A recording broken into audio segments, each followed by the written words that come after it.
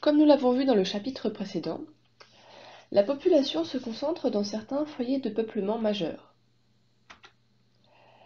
et dans des foyers de peuplement secondaires.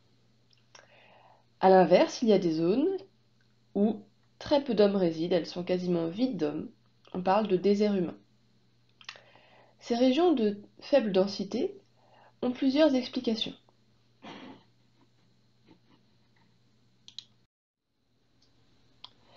Comme nous l'avons vu dans le premier chapitre de géographie, certains espaces sont contraignants, c'est-à-dire que l'habitat par l'homme est difficile. Ces contraintes sont surtout naturelles. Il en existe 3 types. Le climat est une contrainte dans les zones froides et polaires. En effet, le froid et le gel rendent l'agriculture difficile. Seul l'élevage de certains animaux est envisageable grâce à la toundra, c'est-à-dire la végétation de mousse, de lichens et d'arbres nains présente dans cette région. La pêche est également envisageable en dehors des périodes de glace. La glace rend également complexe la circulation des biens et des personnes. Enfin, les conditions climatiques extrêmes sont difficiles à vivre pour les habitants.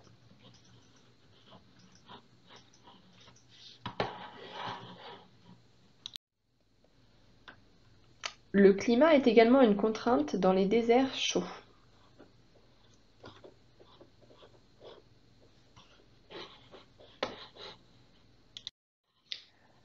En effet, comme nous pouvons le voir sur cette photographie, la chaleur et l'aridité rendent l'agriculture difficile car les végétaux ont besoin d'eau pour pousser et résistent mal aux températures extrêmes, ils risquent de brûler. C'est pourquoi, dans les déserts chauds, les cultures sont réalisées au bord des oueds, c'est-à-dire des cours d'eau temporaires, comme on peut le voir dans cette photographie. De plus, dans les déserts chauds, le sable et parfois les tempêtes rendent la circulation complexe. Enfin, dans les déserts chauds, le risque de déshydratation est très élevé, ainsi que le risque de contamination par la consommation du peu d'eau disponible qui devient souvent impropre car la chaleur favorise le développement des bactéries. La deuxième contrainte est le relief et les pentes qui y sont associées.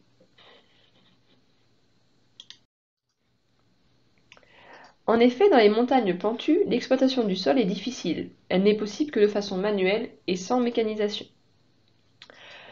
De plus, la présence plus proche du soleil diminue le nombre d'espèces végétales et animales que l'on peut cultiver.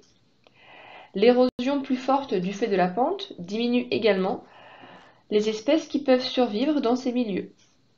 Les déplacements des biens et des personnes sont aussi plus complexes dans ces espaces très pentus. Enfin, en altitude, l'air plus rare rend la vie des hommes plus pénible.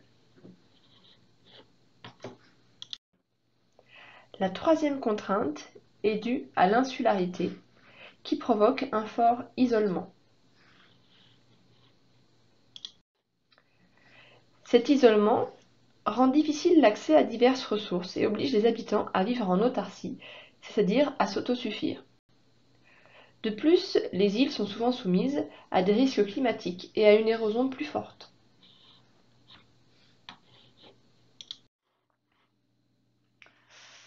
Pour conclure, voici ce petit organigramme synthétique qui permet de récapituler les 3 grands types de contraintes naturelles et d'expliquer pourquoi elles rendent difficile la vie des hommes. Ce schéma sera repris dans le cours dans la partie 1.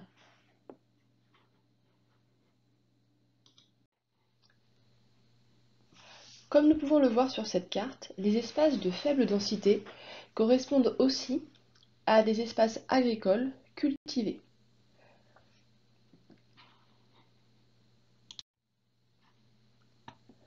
En effet, comme nous pouvons le voir avec cette deuxième carte, ces espaces agricoles ne nécessitent pas beaucoup de paysans pour les mettre en valeur. Par conséquent, ils correspondent à des espaces de faible densité. On remarque toutefois une exception, un cas particulier, avec le cas asiatique.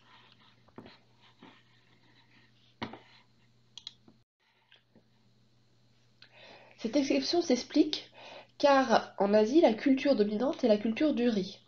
Cette culture nécessite une main-d'œuvre nombreuse et permet des récoltes abondantes. Elle a donc permis de nourrir un peuple important qui a lui permis l'entretien de cette culture exigeante en termes de main-d'œuvre. Par conséquent, les espaces de faible densité correspondent à des espaces contraignants et à des espaces agricoles, excepté le cas du foyer de l'Asie de l'Est.